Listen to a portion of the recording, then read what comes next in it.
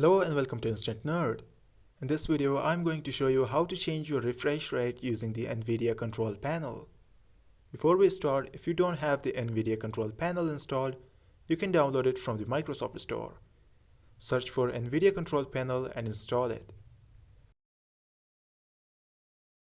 Once installed, you can open the NVIDIA Control Panel in two ways. Either through right-clicking on your desktop, select Show Options and then choose NVIDIA Control Panel.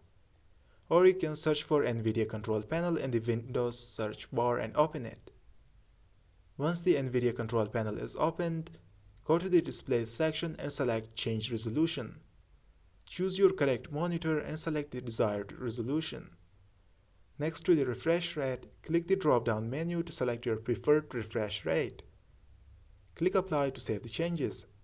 That's how you can change your refresh rate using the NVIDIA Control Panel.